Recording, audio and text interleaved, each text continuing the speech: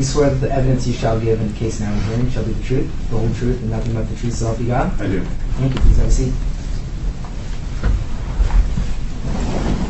Colonel Bergin, could you please state your name, rank, and current unit of assignment?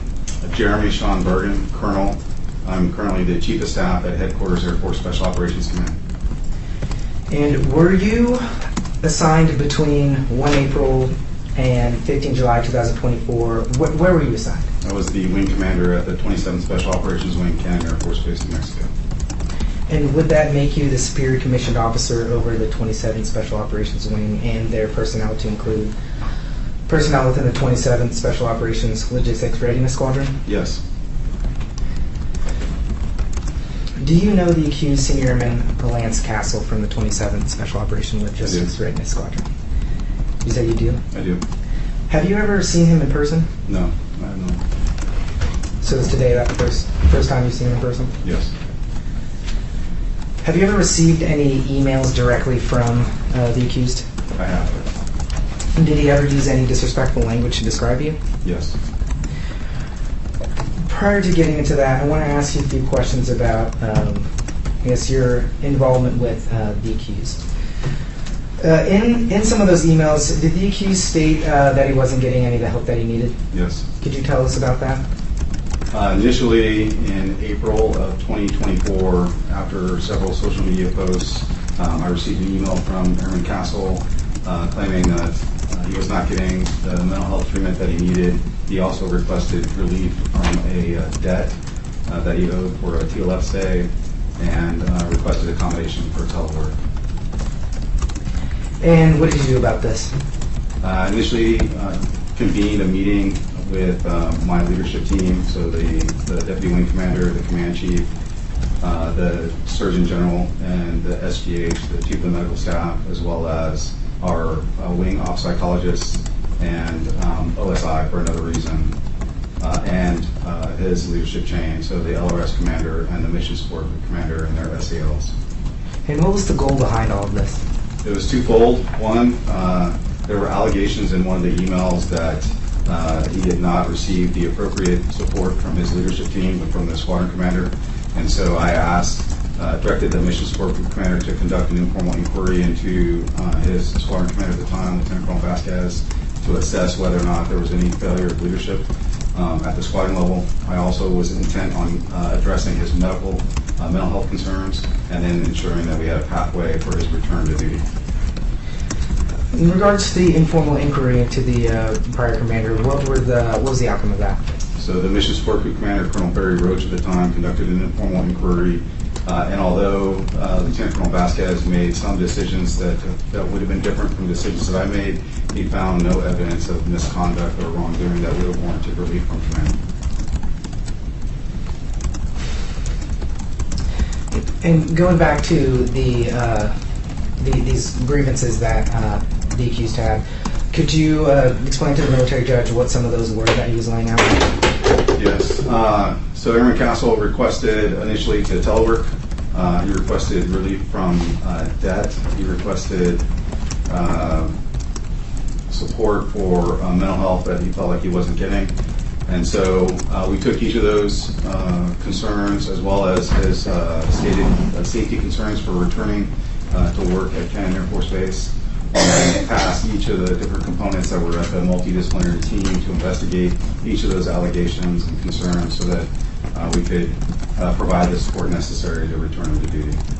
So was the goal to return him back to duty? It was to make sure that he was safe and secure, that he was getting the mental health support that he needed, and then return him back to duty. I want to focus on what you mentioned about the telework. So what avenues did y'all explore in order to support or refute his opportunity to telework? So, not germane to this trial, but there was a previous case where a mental health evaluation had been conducted. That mental health evaluation did not support telework. Airman Castle had seen an off-base provider. That off-base provider did recommend telework, and so I directed that the team initiate a commander-directed evaluation, a mental health evaluation, to assess Airman Castle's ability to perform duties in accordance with his rank in AFSC on the installation as opposed to telework. We were delayed in executing that commander-directed evaluation until he returned from convalescent leave in May of 2024. But that additional evaluation was conducted by a separate operations psychologist that was assigned outside of the wing. One of the concerns that Airman Castle stated was that he didn't trust anybody in the mental health clinic or any of the leadership at Cannon. And so we sought to find a mental health provider who was not associated with the 27 Sound. We initially reached out to Kirtland Air Force Base. They were unable to support. And then ultimately we found an ops psychologist that was assigned to the 24th Special Operations Wing, currently assigned at Cannon under the 26 STS to conduct that commander-directed evaluation. In all the mental health evaluations that were done in 2024, none of them supported telework, and so we looked at other accommodations that would be more conducive to his mental health recovery, which included alternate duty locations. And so originally, he was, although assigned to the LRS, Colonel Roach, the MSG commander at the time, found an opportunity for him to work within the Force Support Squadron. And later I found out that he was struggling coming into work on time and leaving work early because he was getting anxiety coming through the gate with all the traffic. And so I authorized an alternate duty schedule that was more conducive to his mental health recovery. Throughout this entire process, we also explored ways to get him through a medical evaluation board to potentially transfer him to an airman medical transfer unit in San Antonio so that he could receive the inpatient care that he needed and also feel safe and secure. And then we evaluated his safety concerns with returning to Cannon Air Force Base. Because of a previous incident that involved the Security Forces Squadron, that was the genesis of a social media post in April. I directed OSI to conduct that investigation. They interviewed several witnesses, to include Airman Castle himself, found no credible threat to his safety or security that would prevent him from returning to Cannon. We sought to make additional accommodations, and then ultimately we received multiple complaints from other members that were worried if Airman Castle returned to the base. And so we expanded the scope of OSI's investigation, and they turned it over to the Behavioral Threat Assessment Center to make a recommendation on whether or not Airman Castle was a threat to his fellow airmen or family stationed in Canada. This is a long answer, I apologize. Sir, no apologies necessary. Sir, you said a lot there. So I want to make sure I understand everything. So to go back to the first thing you said regarding the telework. I didn't get that. Could you try again? My apologies, Aaron. Regarding the telework, you had stated that there were no providers that would allow telework, but I mean, did I catch that correctly? There were no medical providers in uniform that recommended telework. As a matter of fact, the providers that saw him, with the exception of one off-base provider, all recommended that in-person work would be more conducive to mental health recovery. Well, thank you for that clarification, sir. And how did the accused react to your interventions into these grievances? So initially, the first email that I received from Airman Castle was respectful in tone and tenor. He outlined, in addition to a request for telework, he outlined a concern with, like, as I said, the relief from a debt that was owed to TLF. I took his concerns seriously. There were some things in that email that I felt were controlled and classified information, so I took the opportunity to remind Airman Castle of his obligation as a service member to protect controlled and classified information because it was getting posted on social media. And were those things getting posted, sorry to cut you off, sir, posted on social media by the accused? I believe so, yes. Carry on, sir. And then the second email that I received was a little bit less respectful, but not disrespectful. And in that email, Airman Castle made disrespectful comments towards his squadron commander and his mission support commander. I addressed his concerns, let him know that we took all of his allegations seriously, that we would investigate them and make sure that we had a safe plan to return him to duty and a pathway to get him towards separation in October of that year. And then I took the opportunity to remind him again that he was subject to the Uniform Code of Military Justice. And I expected that he would uphold the same decorum standards of all airmen. And at any point I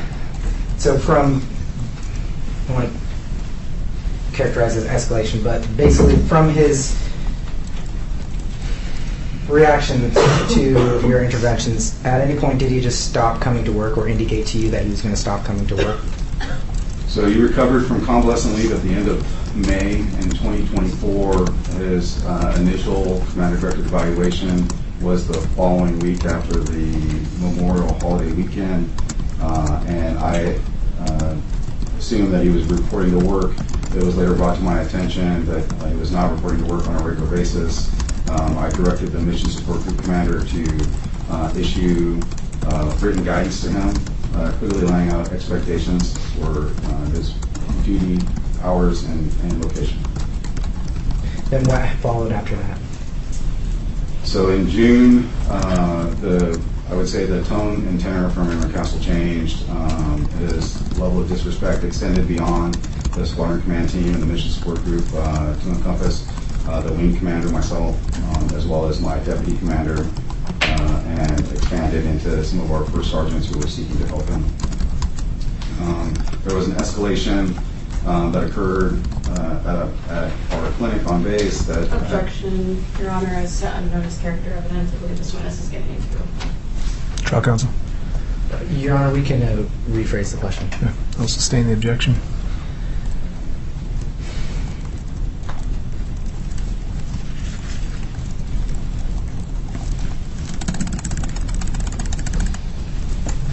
Earlier in your testimony, sir, you had mentioned that Airman Castle was called or labeled as a threat at some point. And how did you come about that consideration that he was a threat?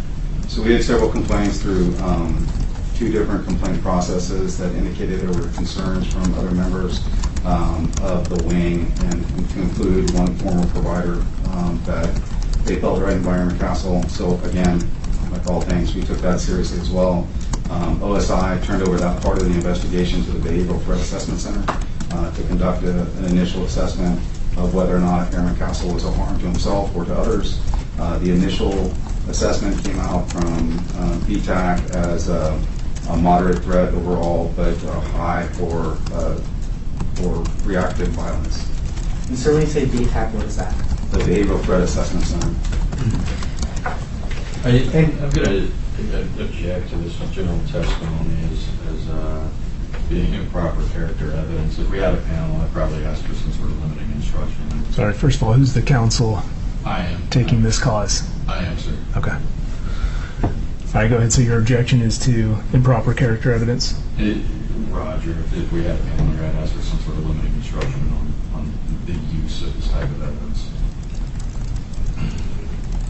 Okay. Well, I am thinking back to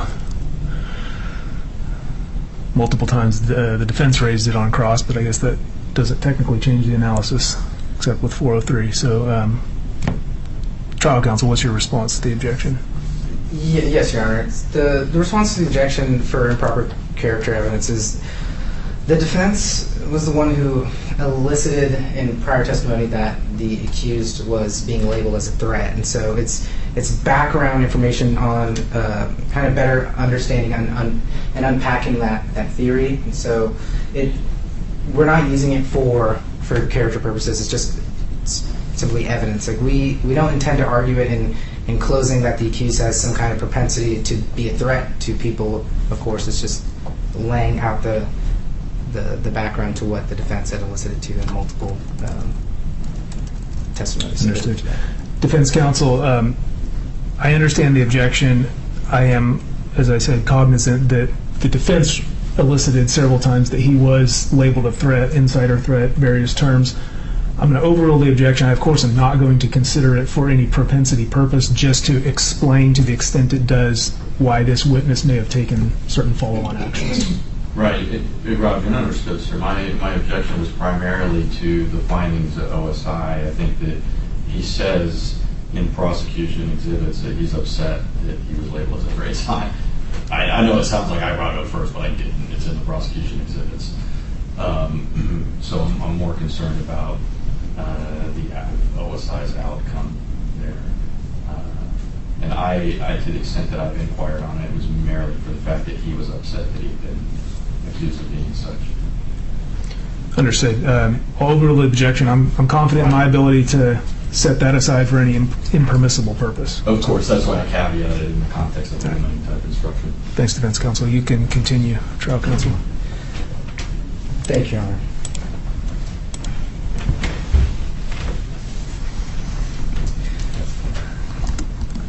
Sir, I believe you just left off saying that the OSI's findings were that he was unlikely to self-harm but bared watching because of his statements. Is that correct? OSI's findings were that he was a moderate threat to himself or others, but showed a propensity for reactive violence. All of which is to say it was only used in how we were going to ensure his safety and the safety of others when he returned to work.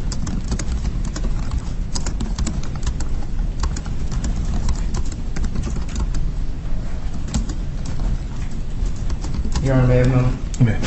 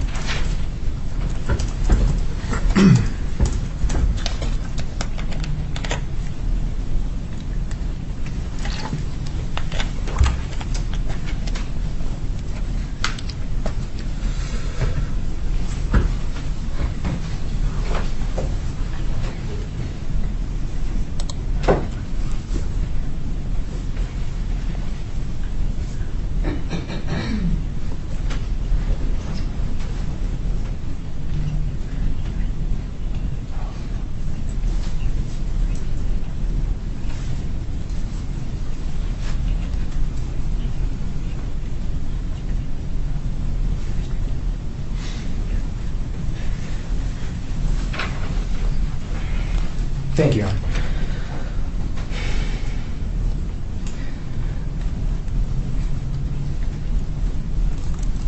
Colonel Bergin, based on the emails and texts that he wrote to you, earlier you stated that he had a fear of coming on base or a belief of being attacked, and I believe one of the text messages, one of the emails even killed.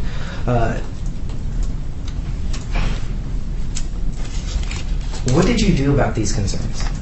So I took all those concerns legitimately, as if they were legitimate. We investigated both his safety and the safety of others.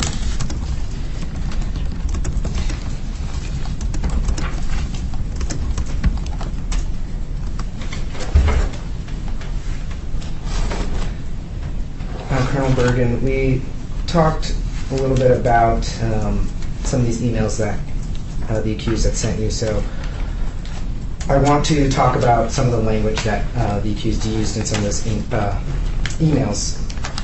Could you tell the military judge what those words were?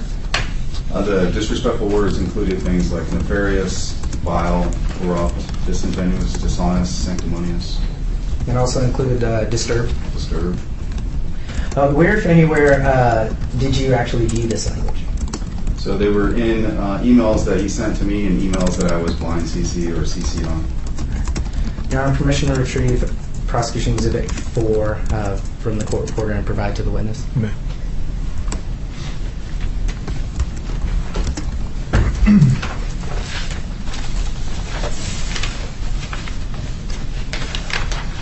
Prosecution Exhibit 4 is a disc, I believe. Correct, Your Honor. I meant to say Prosecution Exhibit 3.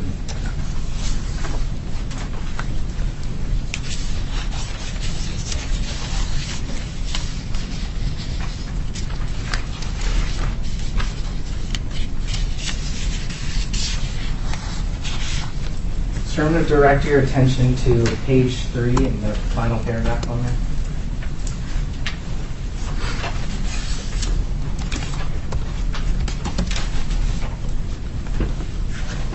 Could you read that out loud for the court? For a quick update of the situation for anyone's interest, you can learn of what my family and I have been dealing with for 3 years next month. from the unlawful leadership here on this sanctimonious, nefarious acting, scandal having, honored, forsaken base. Did you interpret that last paragraph as him using that language to describe you? I interpreted that as him using that language to describe the entire leadership chain at Canada Air Force Base. And were you in execution of your duties as a superior commissioned officer at the time that these statements are made? I was. Your Honor, permission to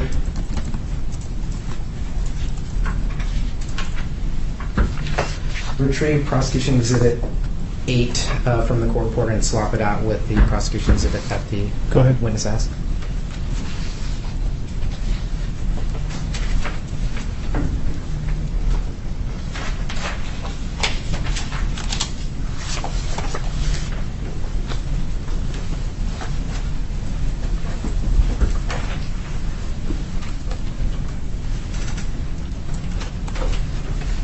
So I'm going to direct your attention to page 4, paragraph 4.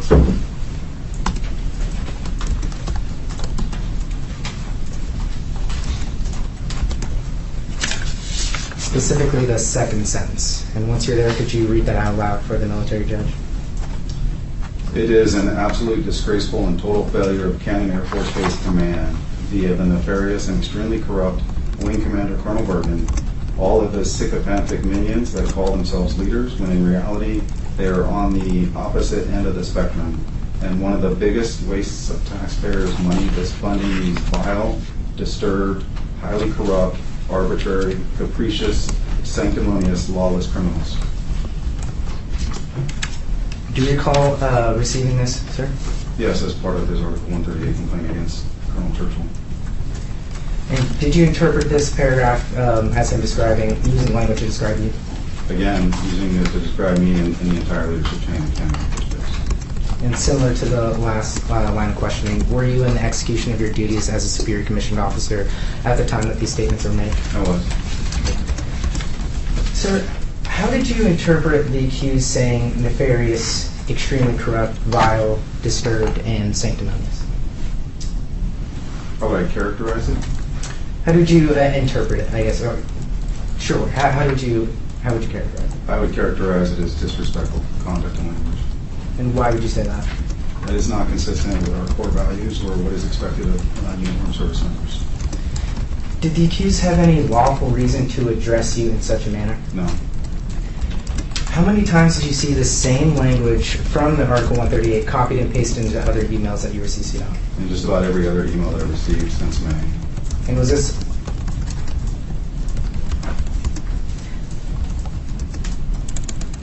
Your Honor, permission to retrieve the exhibit from the witness and provide to the court.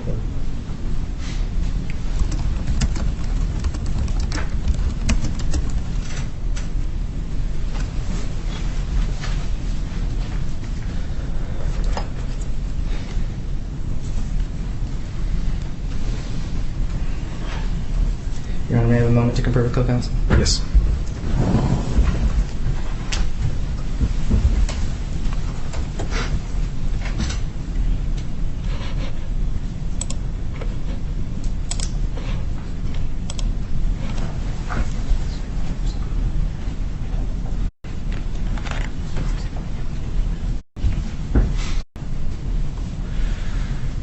How many times did you see this same language? You had said it was in every email since May. Ballpark, was that more than once? Yes. Your Honor, at this time I have no further questions.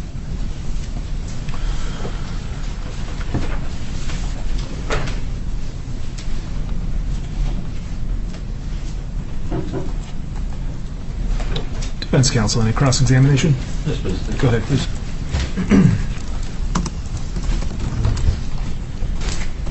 Good afternoon, sir. Good afternoon. So to this day, you'd never seen him in person until today? That's correct. And when did you assume command? May 24th of 2023. May 24th of 2023. And so this would have been after there had been an incident at the gate in which he had been arrested, right? I'm I'm not sure which incident you're referring to. There was an incident, so we talked about, you ordered a preliminary inquiry into the actions of Lt Col Vazquez. That's where we're going with this. In April of 24. In April of 24, correct. And first of all, was there an appointing order? There was a written email from me to Colonel Barry Roach. Colonel Roach, who in fact was Lt Col Vazquez's supervisor. The direct commander. Direct commander, right. So an impartial third party wasn't ordered to conduct this preliminary inquiry, right? I'm not sure I understand your question. Are you suggesting that commanders can't be impartial? Suggestion in this circumstance, Colonel Roach would have been objectively conflicted from serving as the investigating officer in this particular I circumstance. not concur with your assessment. Was there a report or findings of that preliminary inquiry that was generated? There, as far as I know, there was an informal inquiry that resulted in a memorandum for record. I have not seen it. So you ordered a preliminary inquiry by email that generated a report for which you never read. I didn't see it, no. And the fundamental grievance was that the allegation was that Lt Col Vazquez had lied to Senior Airman Castle about a TTM meeting as a pretext to have him arrested at the front gate, right? I'm not aware of any of that. When did that occur? Well, you must, as the individual that ordered the preliminary inquiry, you must know what the scope of the inquiry was, right? The scope of the inquiry was to look at Lt Col Vazquez's leadership as a squadron commander, as it related to Airman Castle's care and well-being. But beyond that, you had no other personal knowledge as to any grievances that Senior Airman Castle may have had with respect to Lt Col Vazquez. Not at that time. It was not until I received a copy of an Article 138 complaint against Lt Col Vazquez later that year. Did it bother you in the least that the mental health was used as a pretext for an arrest? I'm not aware of mental health being used as a pretext for an arrest. Well, you read the 138 complaints closely, did you not? I didn't. Okay. Did it bother you in the least that an aggressive cell extraction occurred which caused him to tear an MCL and a rotator cuff? It did. We investigated the cell extraction as well. And what was the outcome of that investigation? So throughout the investigation, the cell extraction, what we found was that all the procedures were in accordance with the AF manual, save one. The one procedure that was not accomplished was that the individuals conducting the cell extraction did not have the appropriate personal protective equipment. I ordered that the Security Forces Squadron Commander rectify that for any future cell extractions. This was an individual with multiple medical injuries and behavioral health concerns, right? Airman Castle? Yes. I wasn't aware of any other injuries at that time. Those predated my time at Canada. Sure, but you knew about the MCL, the rotator cuff, and regardless of the diagnosis, some behavioral health concerns, right? I was not aware of an MCL issue or a rotator cuff issue. I was aware of a mental health concern, but that was only after the first trial where his defense counsel sent me a copy of the full sanity report. And he was did you just say the full sanity report? The long form Yes, was sent to you. correct.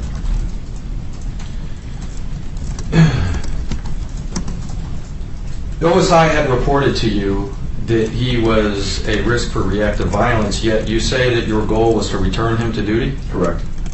Okay. All right, Colonel. I have no further questions for you. Thank you. Trial counsel, any redirect? Your Honor, may I have a moment? Yes.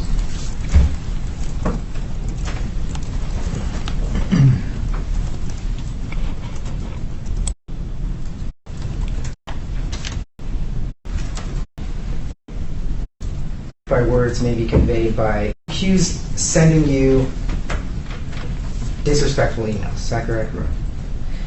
And the UCMJ states disrespect by words may be conveyed by abusive epithets or contemptuous or denunciatory language. Now, with that definition in mind, did you find them to be disrespectful? I did, And why? because I found them to be contemptuous. And sir, on cross-examination, Mr. Conway has made this face and raised his voice when he said the long form. That characterization is completely. Trial counsel, just stick to the questions, please. Yes, Your Honor. The defense counsel on their questionings to you about the long form being sent, who sent you the long form standard report?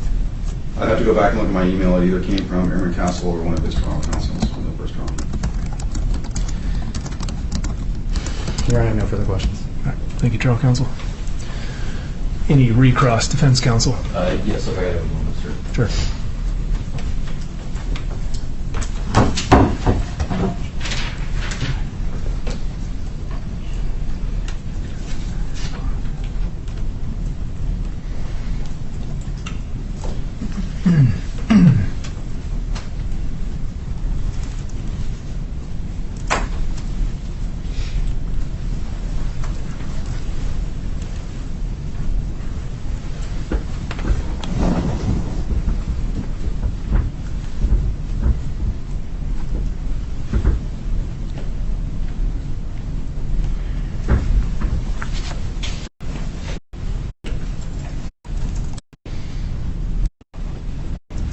Bergin, what that means is you're going to be temporarily excused. Make sure that